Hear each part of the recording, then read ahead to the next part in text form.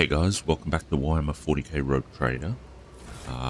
We're obviously going to bring Marajai while we have only 5 of our usual members, but we did give him some gear. We gave him slightly better armor, and he has enough agility to trigger the plus 15% dodge bonus, which is nice. He has a Cabalite Venom Blade that I'm keen to test out. I also gave him this one, just because he is a dual weapon specialist. And then on his offhand, I gave him this serrated glimmer steel blade and a Cabalite splinter pistol that he came with. And I gave him the sword dancer cloak because he actually has the agi bonus, and he's obviously going to be in melee, whereas Blood and Pascal or even Cassia might get into melee range, but they don't necessarily have the agility to really take advantage of this. So I think this is a perfect cloak for Marajai. We also leveled him up, and he basically came with all of the operative skills picked, and all the way up until here. Wait, Marajai, not not Stu. So he had all of his warrior skills picked, and then into assassin he had his skills picked all the way up until this section here. So he already got Dance Macabre and Elusive Shadow, which is perfectly fine. And then I gave him Killing Edge because he has the I can't remember which one it was, but he had a few things, so I just gave him It Will Not Die, Killing Edge, Deadly Calculation to start stacking or getting some direct damage in there, Demolition, and then I gave him Lethality Heightens just to scale off that, and then he will, with Killing Edge, he should do a ton of damage. Strength, and then Swift Movements because I didn't know what else to pick, and because he's melee, I want him to get as many movement points as he can so he can run around and bring the pain. So that's what we did with him there. For now, though, I think we should go and get out of here, actually, and then talk to the homunculus, or Tervantius. Wait, where's the exit? Man, I'm so confused. Alright, let's head out to the streets and go back to the anatomical opera.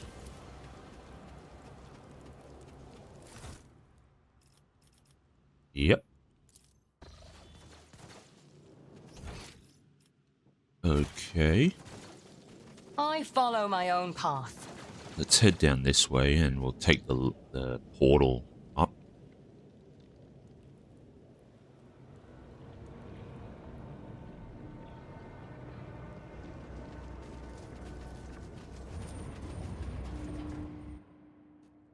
Activating motive force reserves. Right, let's head into the... Ooh, we've got this story thing. Okay. The rising currents carry the smells of pain, blood, ichor, and failed ambitions.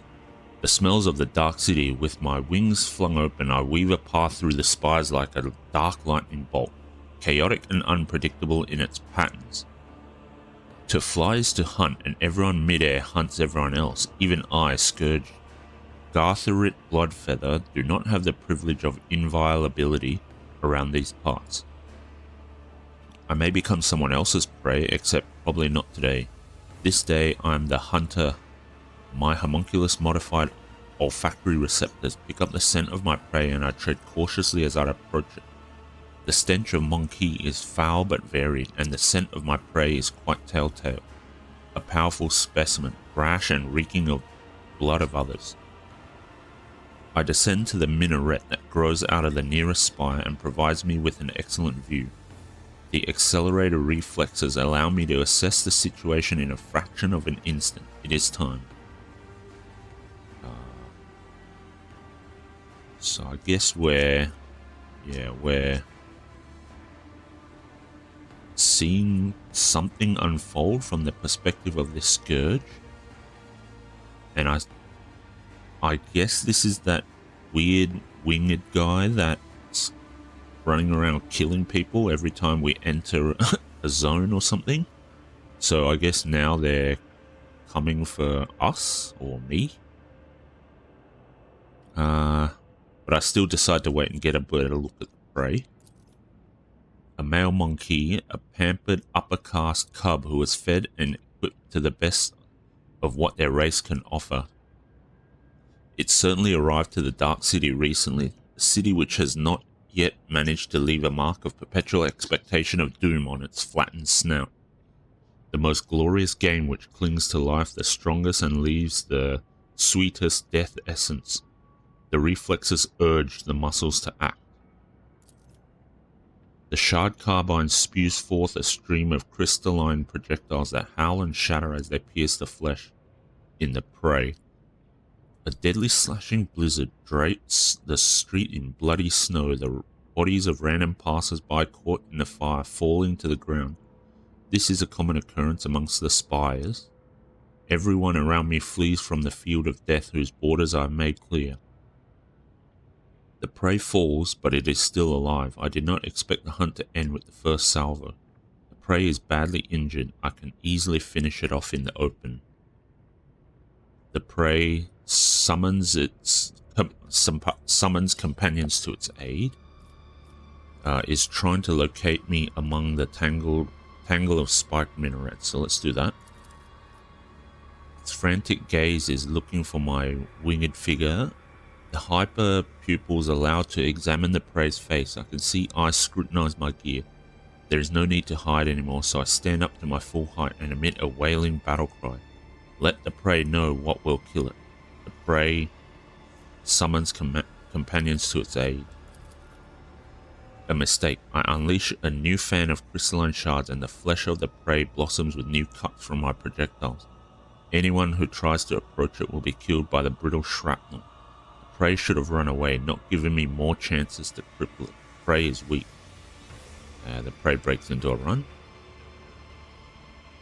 Clever. By escaping from the open streets, the prey has deprived me of the advantage of my long-range weapon. But I will not let her escape, so I spread my wings and soar over the alley, pelting the prey with bursts of indirect fire. The chase must not end too soon. The petitioner wanted my prey to die slowly. There is a strangeness to the movements of the prey as it dashes away one moment and freezes the next. My receptotropin altered pupils are great at detecting movement, but they are worse at perceiving stationary subjects, and my prey seems to be aware of this. The prey...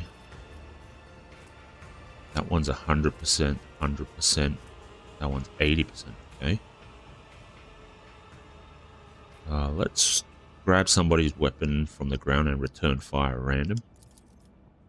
The air fills with gunfire. As soon as the prey fires the first shot, everyone starts shooting at everyone else.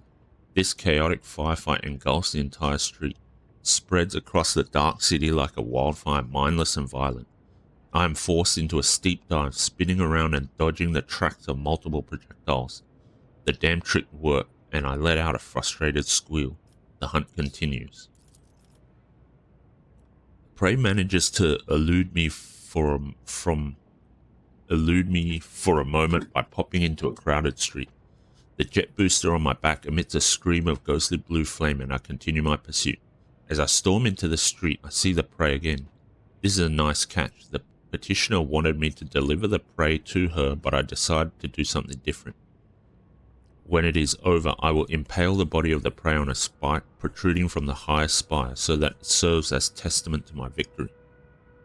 My flight is swift. Everything unnecessary and atavistic had been cut from my body, so that air currents would carry it like a projectile from the splinter rifle. Alas, this is also my weakness. I am so light, even a small obstacle can throw me off course, but the prey has no idea how vulnerable I am during flight. It is frightened. The prey may have managed not to succumb to a blind animal panic, but its jittery movements clearly reveal that the reasoning is being suppressed by instinct. Seeking to slow me down, the prey... I don't want to turn the uninvolved. barred my way with Cataclysm. That's not going to work. Let's try tech use. I don't think it's going to work, but oh well. The prey rushes over to a half-dismantled rear cycle, shoves away the slave who is repairing it, and overloads its anti-gravity engine with admirable dexterity. Barely has the time to bounce back before a deafening explosion fills the air with shards of rock, pieces of the ghost bone, and fragments of body. I evade all projectiles with a graceful twirl and dash into the rolling dust to where my prey is hiding. The conclusion is drawing closer. As I turn around the corner, I triumphantly realize that I've driven the prey into a dead end. It is time for the massacre. The poison I had received from the petitioner as payment for the hunt was contained in the crystalline projectiles and should have worked by now. It would slow down the nervous system of my prey, weaken its muscles, and render it unconscious. When I spot the prey, I am pleased to notice the early signs of the effect my combat toxin is having on it. Its movements are slowed and its eyes are blinking too often. There are now spots floating in front of them. The prey looks defenseless and I attack. Turns up not where I expected it to be. Having climbed the ledge of a wall, it lunges at me and bellows. That's not going to work. Lunges at me first. I realize too late that it is not desperation but cold determination behind it. 0%. Let's go with demolition. Fail, okay. I see a monofilament stretch between the walls, a primitive trap indeed. I fold my wings for a moment and I tear it down with a blow from the muzzle of my shard carbine. Everything will be over in moments. The outcome will be decided in close combat. Wasting no time, my prey and I grasp one another in a violent, furious embrace. Every decision made over the course of this fleeting hunt is being weighed, tipping the scale that would ultimately determine the winner. I am unpleasantly surprised when I realize the prey is aware of my combat style. It covers the vulnerable spots I like to cut open with my monomolecular claws, but this knowledge will not save it from death. The embedded glands spew hyperadrenaline into my bloodstream and my artificially grown muscles convulsively swell under the porous fabric of my ghost plate. I torment the prey with claws protruding from my forearms and knees, and the prey allows me closer, enveloping me in a deadly embrace and hoping to suffocate me before I tear it to shreds. Responds with clinical attacks aimed at my weak points. Okay, it's 100% too. Grabs one of the blades hanging from my belt and aims it at my throat. Banks on brute force, trying to break my fragile bones and shattered my joints. Okay. 90%. 100%. Toughness. Weapon skill is also 100%. Let's go with weapon skill. Grabs one of the blades hanging from my belt and aims it at my throat. We struggle for the blade, but its point steadily approaches my throat. It touches it. It pierces the skin extremely slowly and penetrates the larynx. It keeps plunging deeper, touches the other wall of the larynx and passes through. I can feel everything. My body softens with pain. My strength waning, I reach for the shard carbine and shoot the prey right in the face at point-blank range. The crystalline projectile whizzes within a hair's breadth of its face. A crushing blow turns my magnificent weapon to rubble with a mournful crunch. The prey grabs me by the throat, lifts me into the air and snarls. It seems to want to know why I attempted to kill it. Would I tell it if I could about my petitioner, Kikaros the Witch? About how insulted she was by the deaths of her fossilings, the bloodstained proselytes, in the arena at the hands of my prey? About how badly she wanted to spite the prey's master, the sour-tempered homunculus Tervantius, who had arranged that insult? I do not know, for my throat is crushed and only a faint wail is escaping it.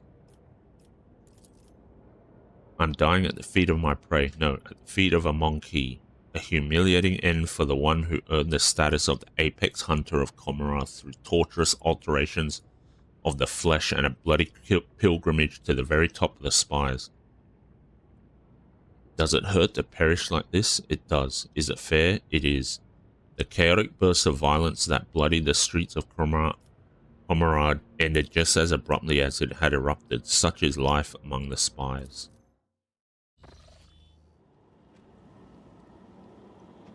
Okay. What do we get from it? Scourge's adrenal glands. Okay. All these body parts. Are we gonna... I think there's gonna be something to do with Tervantius that I guess we can trade in these harvested body parts for something.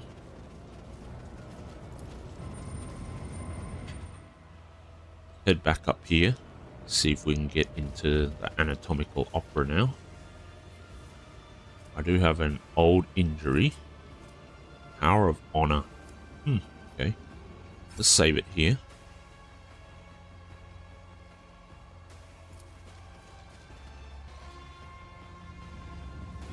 Okay. That was an interesting sort of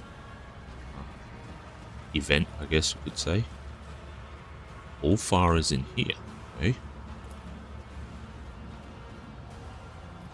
Bars of the cage are sturdy enough to stop a tank or the fury of a post-human.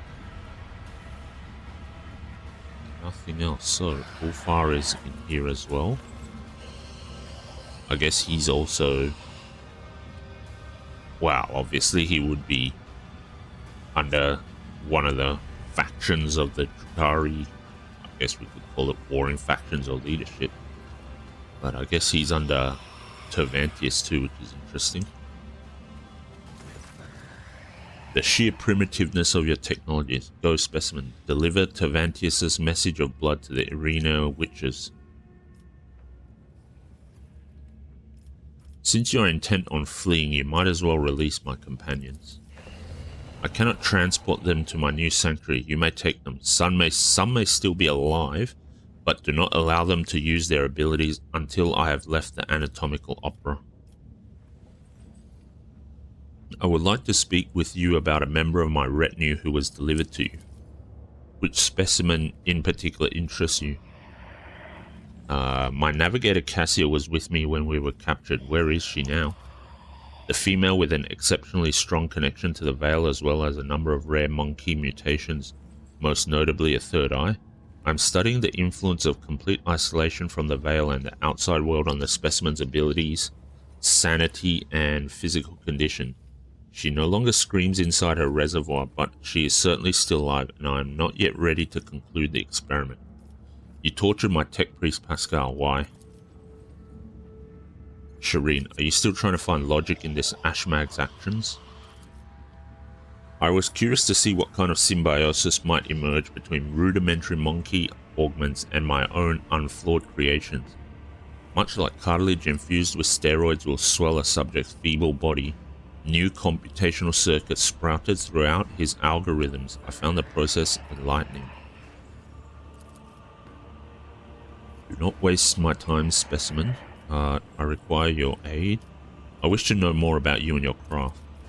I'm not in the habit of conversing with specimens, but if it increases your motivation to serve, what is your craft? An absurd question befitting your small-minded kind. The homunculi are artists of anguish and masters of flesh. The delvers into unexplored sources of pain, the greatest among their people. My head holds a brilliant intellect. My hands command power over life and death. My body is the pinnacle of surgical discipline. Our minds hold the knowledge of hundreds of generations. Are you aware of the beautiful variety of essences that can be extracted from the psychic energy of a dying sentient creature? Of the ways, shades of torment and methods of termination alter an essence's properties? This is the great alchemy of death and transformation. Until this day, I could only dream of meeting such a wise and enlightened being. The homunculus's limbs react with an excited clatter of blade. I have few equals in Comera. My knowledge is vast and it goes beyond the mysteries of flesh and essences.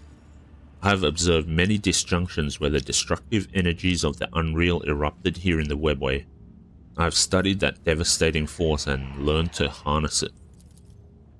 I have created psi stiflers to keep the space around this spire intact. I've touched knowledge so ancient. Tervantius abruptly ends his speech, casts a suspicious look at you and then snaps. It is not necessary for you to know this specimen. Am I to understand that the most fearsome Drukhari warriors are created by artisans such as you? Without a doubt, even the most skilled witches and mighty Kabbalites are outstripped by the pure destructiveness of our genius. Yet I long ago rose above the building of commonplace battle beasts. The monstrosities I create are unique. My last specimen, the Katonos, surpassed every trifle ever made by my rivals. I fed it elite warriors until it escaped and hid in the mangled sector. I would have caught it, but then a new idea drew my attention. At present, I am working on a grotesque of previously unknown power built from the most exquisite and exotic body parts from strong fighters. Specimen, should you ever see the corpse of a fine warrior or a mighty creature laying at your feet, cut out the best part and bring it to me. I shall find you some interesting sample. Okay, here we go. So that's K. Morag Elantuck. Do you not get enough monsters in this accursed city? Good specimen, your cooperation will be rewarded. Why did I survive the interrogation to which Marajai brought me? Your body was given to me for disposal. It was thrown into the cesspit. It is an anomaly that the specimen did not die. I must consider fitting the disposal chute with a shredding mechanism. The Master of Flesh is twisting the truth, Elantuck. Had Arabenian not interfered in the Archon's trial, there's a chance that no one would have survived the questioning. The homunculus looks at you with an impatient and unsettling grimace. Okay, I found some materials. Are they suitable for your new monster? The homunculus digs through the chunks of flesh with the enthusiasm of a hungry vulture. Finally, snap. Good materials, good specimen. Bring me more. Wonder what he's going to make out of all of these things.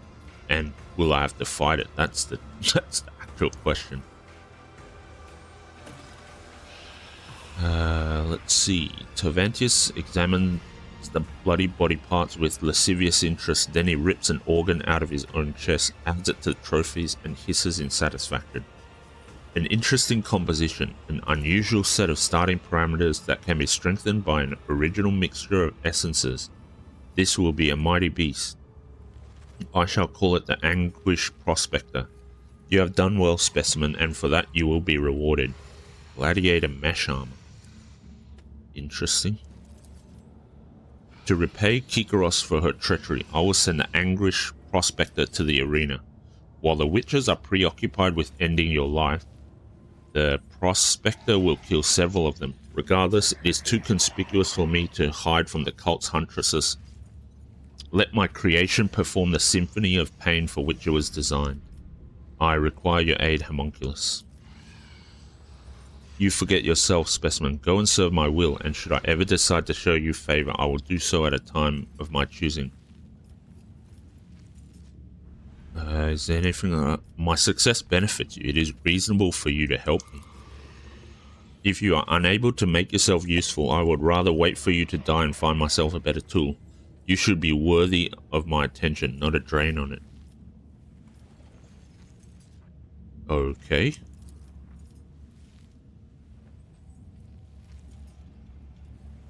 The homunculus does not react to your impudent remark, or more accurately, he does not seem to be listening at all. To Vantius, I offer my apologies for seeking your aid without showing proper respect. What payment can I offer you for your invaluable time and attention? Your paltry possessions do not interest me. If you had something that could intrigue a master sculptor such as I, perhaps a remarkable piece of organic, then I might grant you a few short moments of my time. If it's a sacrifice you want, artisan of flesh, then I am ready to offer myself as one. Will you take my flesh? Wow, what the heck is going on here? I will take more than flesh.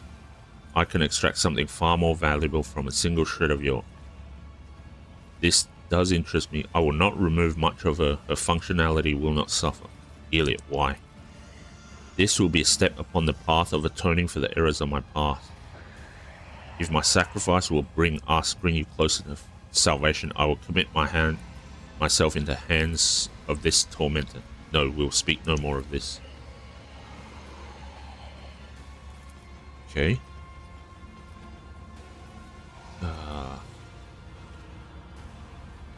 That's very interesting. I must take my leave.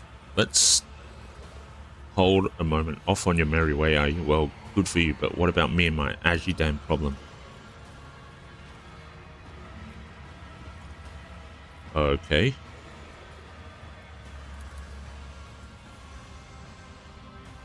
After rummaging through what you have, Tervantius pulls out a fragment of flesh that has caught his eye. He splits off a piece of it, places it in his mouth, thinks for a while, and finally concludes, "Curious, you have earned my attention, specimen. Speak quickly." "You took my companion's respiratory augment, and now she's dying. Return it immediately." "What striking proof of the innate shallowness of your kind. After ridding her of that crude device you refer to as an augment, I restored an intriguing feature of her genetic code. So be it. I will not squander my best materials on her. I will return her mechanism without delay. First, let us remove the redundant parts. Several instruments of death with blades of varying length, thickness, and curvature appear in Tervantius's hands. He bares his teeth and addresses Jay in an insinuating voice. Which one do you choose? Jay's mouth twists and she looks ready to unleash a torrent of profanity in the homunculus's face. But she stops herself and swallows her eye. With her head bowed, the smuggler lies down again under the Xenos' knife.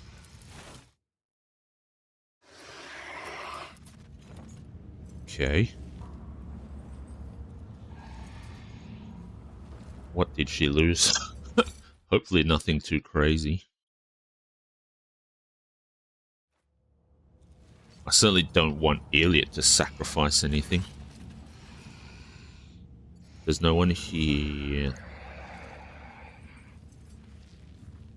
Tervantius rushes about the laboratory, snatching up certain tools, vials, and notes. He conceals some of these items inside his own body cavities, then destroys the rest. Did something happen? The cult of the fatal thirst-crazed blood specimen. Your blood, my blood. One must be astoundingly insensitive to the vibrations of the Dark City to not realize this. Drakon Azaraish, after you went against the Archon of the Reaving Tempest, you decided to violate the wishes of the Archon of the Blackheart as well. You were thrown into the arena to die. You show wretched incompetence by defying your masters. My presence offends you, I see. Good. You have made yourself quite comfortable here in the chasm. Is this where you have kept the things that you dared not bring to the spire of the Reaving Tempest? It must be vexing having to abandon it all as you flee the cult's wrath. One of Tervantius's limbs twitches and strikes blindly. Only Marajai's reflexes save him from a fatal neck wound, but the homunculus makes no further attempts to attack. He seems to care more about his substances and instruments than the insufferable Cabalite. Why do the witches desire my death? You humiliated the monkey. Kikaros and I agreed that she would send fresh meat against you, but she decided to undermine my authority by sending out her best. You slaughtered them, and so it was the cult's authority that suffered. But who cares about a pathetic monkey? You are my lackey, and thus it is I who is responsible for undermining the cult's authority. You should be careful what you wish for, Xenos. And it wasn't enough for you to just kill them. You enticed one of the bloodstained proselytes to join the monkey's side. As the entire chasm watched, a slap in the face of the cult wasn't enough for you, so you decided to spit in its face as well. Oh, but there is more. I hope Kikaros and Sinistori are now writhing in horror at the mere thought that their headless subordinates have lost the Cabalite who was sentenced to death by Nazrake himself. First, they decided to play charity by making me a proselyte, and now they let me slip through their fingers. Oh, I wish I could see the succubus's face when she was given the news.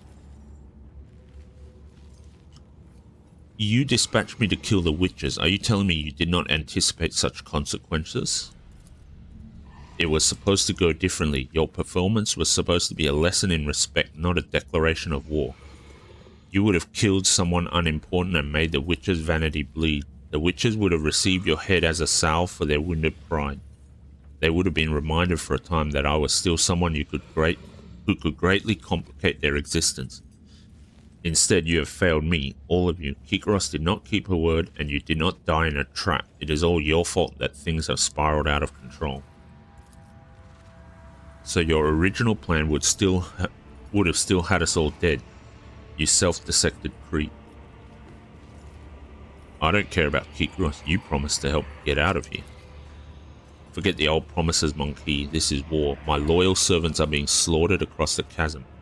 I cannot take any more away with me, and each of those specimens is far more valuable than you.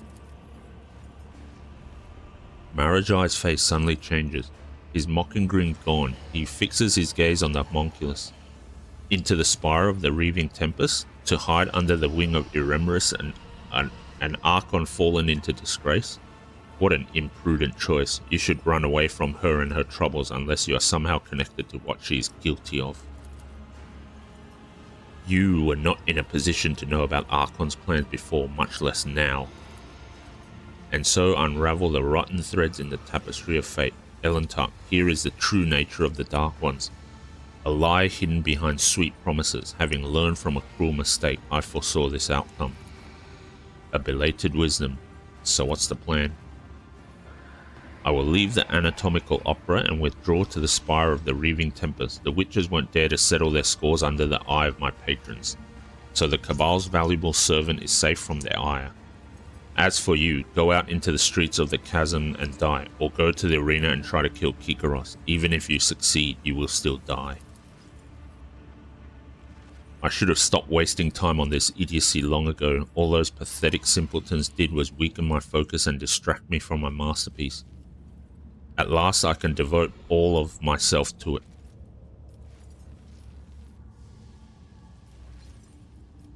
So I still managed to ruin you, unholy spawn.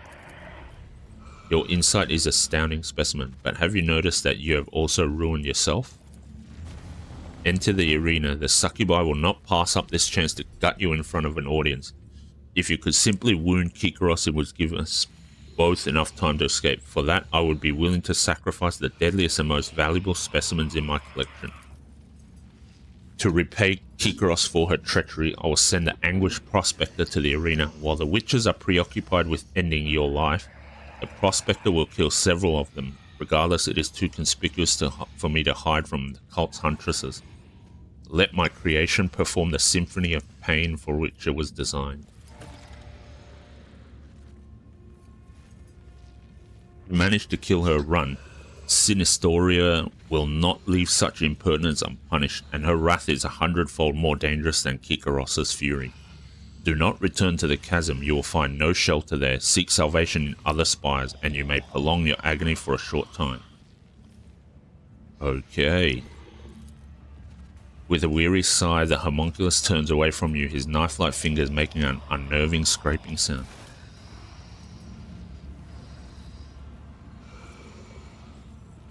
Anguish Prospector.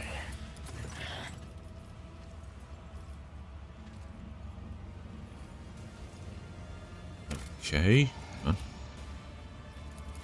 Let's save it here. Nothing. Okay. Where is Cassia? I walk the path less traveled. Or do I have to continue fighting?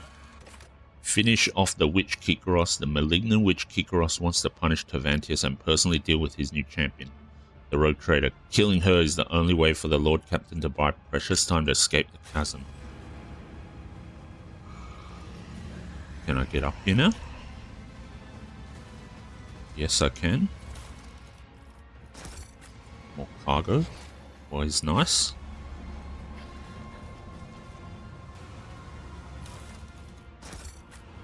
Okay, more goods.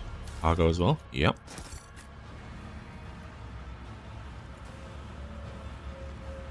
Interesting that those don't show up on the map. A new opportunity. Execution Engine Master. This torture device is locked and sealed. Okay. Thick walls of this container were clearly designed to hold something extremely dangerous. Is this what Cassia is? Seems like it.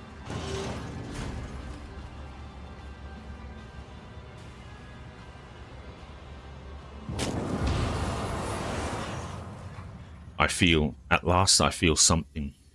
You see horror and confusion in Cassia's wide open eyes. Her face, neck and hands are gruesomely scratched and sticky blood is dripping from the tips of her claw-like fingernails. Ah, why are there so many of you at once? Red, black, violet, scarlet, yellow, dark maroon. Away with you. Stop swarming my thoughts. Marajai recoils, letting out a frenzied hiss. I should have killed this thing back then. It's a foul gateway of silent thresh. Cassia clutches her head again, this time covering her third eye, but you can already feel the breath of the warp coming from its gaze. Stu, I cannot control it. The powers flowing through Cassia's fragile body make your head swim and your hair stand on end. Your body is burning as if you have been doused with a vat of molten plasteel, and your head is teeming with strange whispers, shadows, voices. Every breath is a struggle, as though something is scratching at your insides, trying to claw its way out of your chest. Your gorge rises. You have survived being exposed to the Navigator's open eye, but will your body and mind hold if it occurs again? Cass, light of my eyes, you are stronger than this, you hear me? Fight. Fight it. Fight my pale-faced Shireen. The worst part is over. I'm taking you away from this place. Compose yourself. You are embarrassing. They'll sell your name. We are in enemy territory. Unless you regain control of yourself, I will end this. No, I don't want to do that. We don't want to shoot. That's not what we want to do.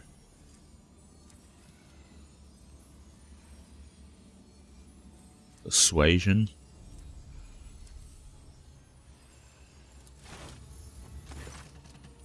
Succeeded. Okay. Cassia struggles to focus her eyes on you. An unfamiliar expression is imprinted on a pale, gaunt face.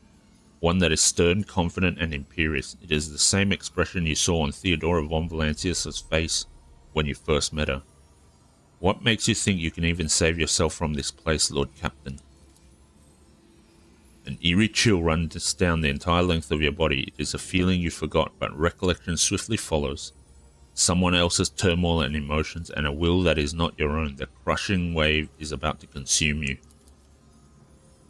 A haze of anger, despair, and fear smothers you like a burial shroud, but this is not the first time you've had to deal with a surge of foreign emotions assailing your mind.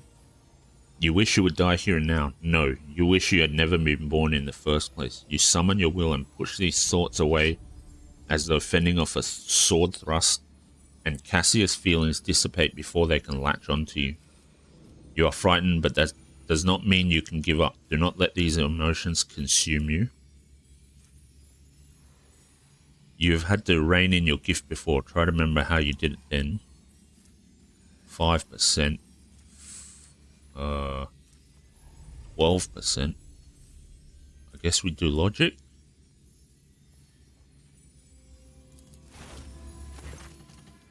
You still have not realized, have you? A storm cannot be brought to heal. A fire cannot be forced to spare its victim. Oh, failed by 1%. The sun cannot be commanded to rise on the other side of the horizon. These are not things a person can accomplish by having the desire to do so, even if that person is a daughter of a navigator house. Cassia suddenly straightens and her gaze becomes impassive and blank. You know, when darkness envelops you, it takes everything away, leaving no sounds, no smells, no solid footing. Darkness devours every color that tries to make its way in, every color I tried to create inside. Darkness is withering. It swallows the colors it chews and consumes, but when despair had overtaken me completely, I could sense I was not alone in that darkness. Someone else was with me, someone intangible, cold, and colorless. And that realization ravaged my sanity all the more. When the capsule opened, my mind was drowned in grimy shades of crimson and umber and black, and I'm going mad, Stu. I used to think I could control this, but now you must end this, for the sake of my house, for your own safety, for me. frigid heaviness hangs in the air. Your entire being implores you to run quickly now.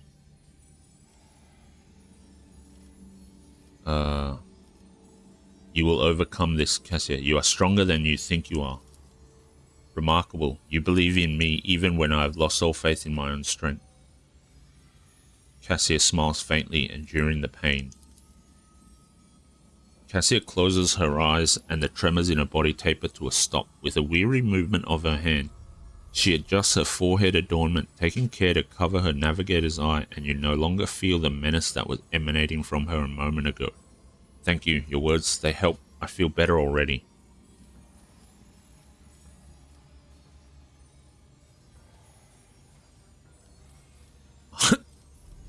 Kill Cassia, leave her, seal her inside the capsule.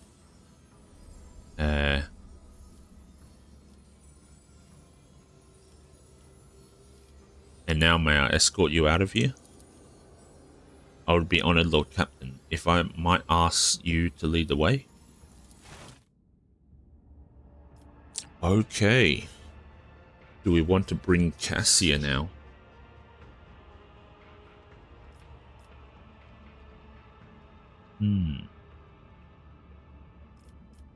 Do want to give Marajai a test run in the arena, but having Cassia is probably better. Just because, you know, she's a regular party member. We didn't get to see Marajai in combat though. But I assume that we're going to have to engage in some quests with or story quests with Marajai, so hopefully we have opportunities to use him in combat in the future. So let's just keep going with Cassia for now. Reunion. We found everyone, but it's not complete, so that's odd. Let's see. I might level up Cassia, and then once that's done, I'll come back. So see you in a little bit. Okay, and we're back. I chose intelligence because I couldn't pick any of the others. Took daunting zone, so that the overwhelming stratagem tests are made with that penalty.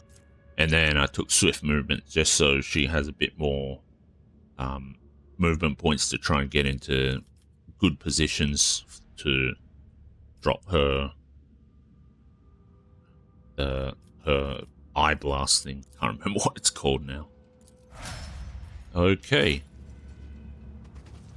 I guess we are done here, paths. although... Oh, right. The minions died from Cassia.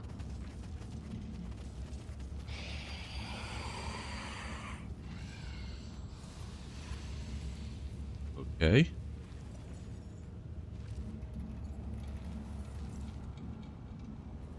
Oh, I don't know what happened there. Let's save it now that we have Cassia.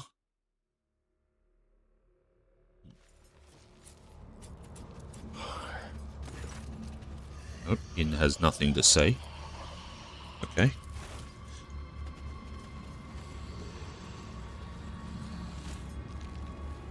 I'll guide your vessel and lead you on your Activate way. the switch.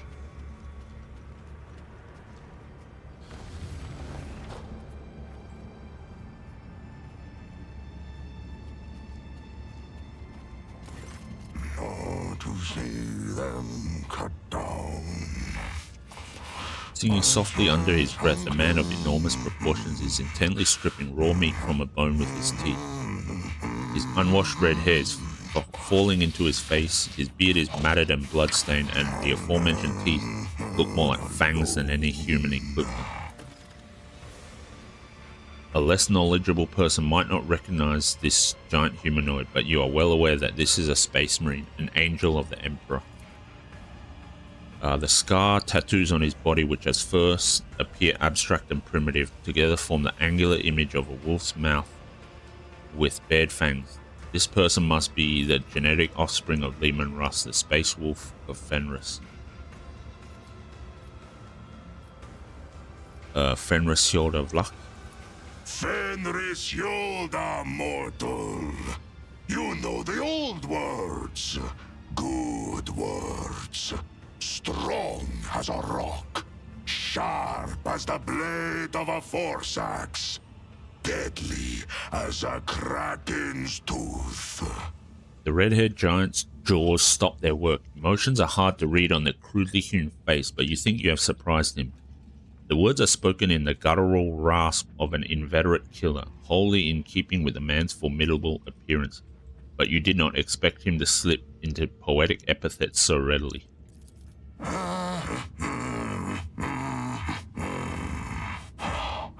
What do you want? Picking a piece of meat from between his teeth, the warrior resumes his murmured singing. Okay. The huge body with straggly overgrown red hair perfectly suits the deep chilling voice of this man, or of this beast in the guise of a man. Tribal scar-like tattoos cover his chest, arms and back, and you glimpse intricate braids in his mass of unwashed hair. His body bears so many pale scars that you cannot count them all, and muscles bulge beneath his skin like boulders. He looks like a statue carved from stone. It is clear that captivity has sapped this prisoner of none of his physical power. Your assessment is confirmed when you spot the remains of a Drukhari in the pile of carrion at his feet, likely one of the homunculus' servants. The Drukhari's flesh appears to be making a fine snack for your new acquaintance. Who are you? I am a wolf. At first glance, the man does not strike you as possessing great intellect. He is clearly more accustomed to mauling and killing than thinking, but you detect a certain shrewdness in his eyes. How did you come to be here? My pack answered the Inquisition's call and came to the Coronis Expanse. There was a battle, and then the young wolves' yearning to be meat for their brotherlings. To a feast of bolters they went out roving. Though they were but few, one long fang with them went loping. Not to see them cut down by scythes unclean. The pups he sent scattering, and there stood alone the paths guarding. For a foe he long spied, one worthy among unworthy. The song of swords singing, they clashed with clamor and skill, until stood the old wolf upon the bones. Then, by the birds of battle, was he brought down.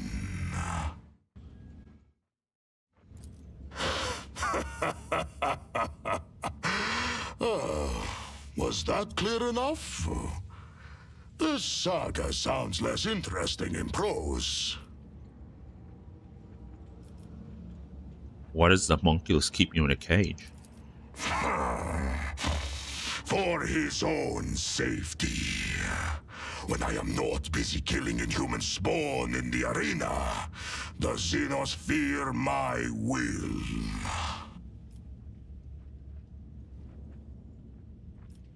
We suffer the same fate. I was also captured by the Xenos and they forced me to kill for their entertainment. But I sit in a cage while you roam freely around their city. They do not fear you. Maybe there is a reason for that. Maybe our fates are not the same at all. You must be planning to escape, yes? Escape? What for?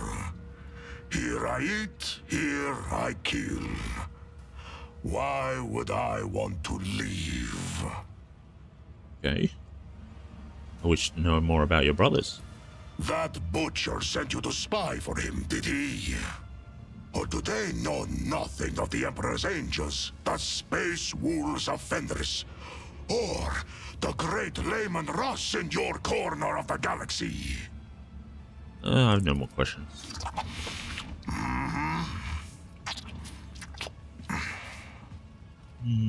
Warriors such as you could prove useful to me. To get what you want, You will have to convince two very headstrong individuals. Me and my captor. That claw-handed Xenos. Okay, well, doesn't sound like we're going to get anywhere with him. So we might have to just kill Kikaros and go from there. Activate the switch. Actually, let's save it here.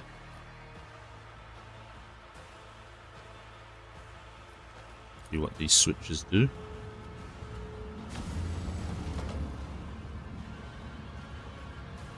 Okay.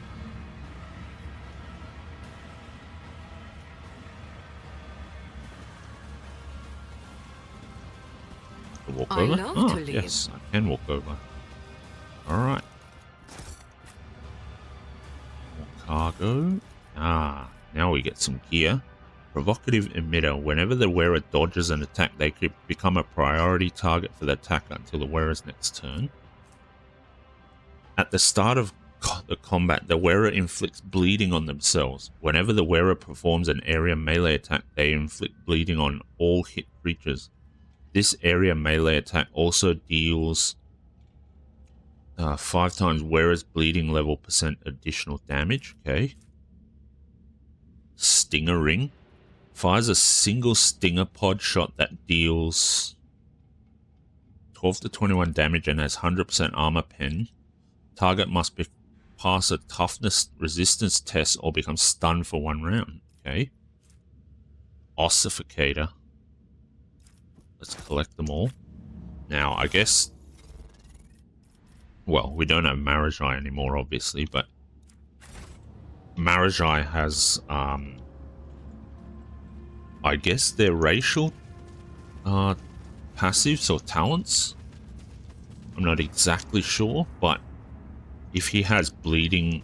If he himself is bleeding, it actually gives him a ton of bonuses if you choose those talents, so... That's quite interesting. Let's just head out for now and head over to the portal.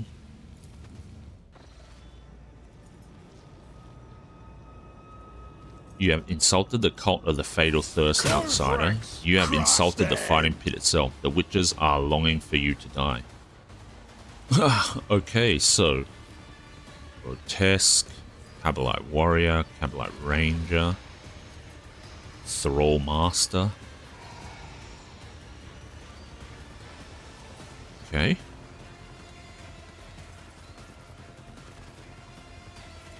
Tormented Captive. Alright, well, I was gonna say we might leave the anatomical opera and then head over to the portal to the arena. But it looks like they brought the fight to us, so instead of that, what we might do is just end the episode here.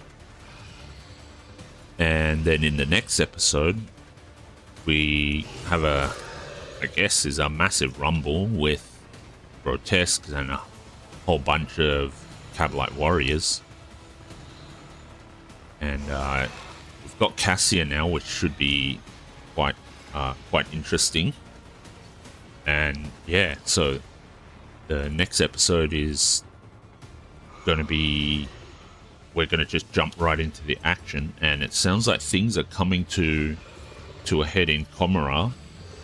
We can't quite get Ulfar to join us just yet, but once we take these guys out and head over to the arena and take out Kikaros, at that point I think we'll have some more interesting developments. And we'll go from there. Thanks a lot for watching, and I'll see you in the next episode.